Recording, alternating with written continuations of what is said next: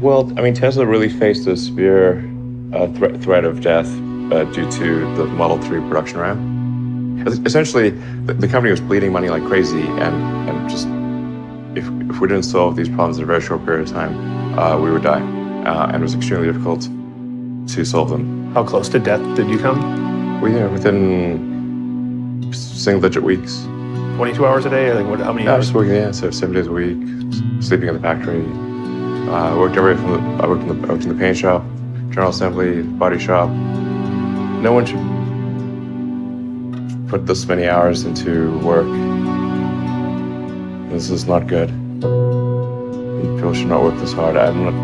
They should not do this. It's very painful. When I was young, I didn't really know what I was going to do when I got older. People kept asking me, but then eventually I thought that the idea of inventing things would be really cool. And the reason I thought that was because I read a quote from Arthur C. Clarke, which said that a sufficiently advanced technology is indistinguishable from magic, and that's really true. If you go back, say 300 years, the things that we take for granted today you'd be burned at the stake for. Being able to fly, being able to see over long distances, being able to communicate, and having access to all the world's information instantly from almost anywhere on the earth. This is stuff that really would be magic, would be considered magic in times past. In fact, I think it actually goes beyond that, because there are many things that we take for granted today that weren't even imagined in times past. They weren't even in the realm of magic. So it actually goes beyond that. So I thought, well, if I can do some of those things, basically if I can advance technology, then that's like magic, and that would be really cool. I also had sort of a slight existential crisis, because I was trying to figure out what does it all mean? Like, what's the purpose of things? And I came to the conclusion that if we can advance the knowledge of the world, if we can do things that expand the scope and scale of consciousness, then we're better able to ask the right questions and become more enlightened, and that's really the only way forward. I think about what technology solution is necessary in order to achieve the particular goal, and then try to make as much progress in that direction as possible. I think being a multi-planet species and being out there among the stars is important for the long-term survival of humanity.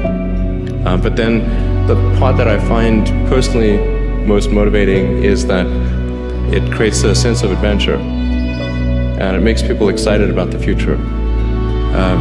If you consider two futures, one where we are forever confined to Earth until eventually something terrible happens, or another future where we are out there on many planets, maybe even going beyond the solar system. I think that second version is incredibly exciting and inspiring, and there need to be reasons to get up in the morning. Life can't just be about solving problems. Otherwise, what's the point? There's got to be things that people find inspiring and make life worth living. When my brother and I were starting our first company, instead of getting an apartment, we just rented a small office, and we slept on the couch.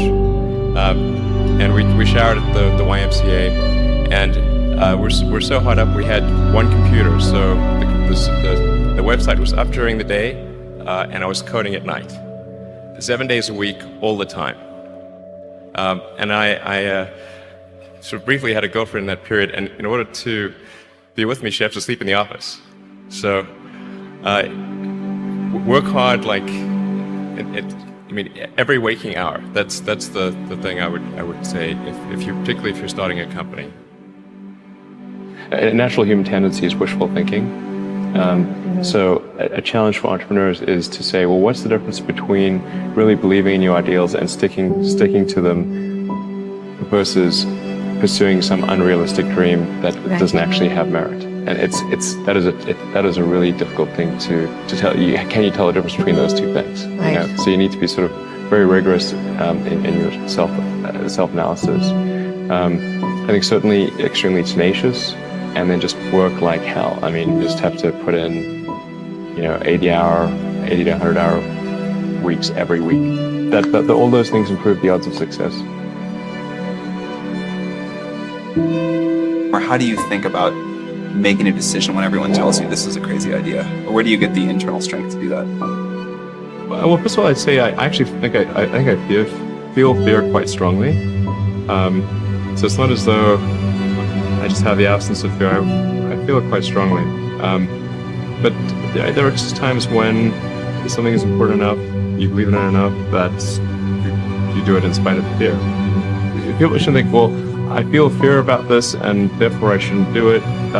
It's normal to feel fear. So you just feel it and let the importance of it drive you to do it anyway? If you just accept the probabilities, then that diminishes fear. Drive overrides fear.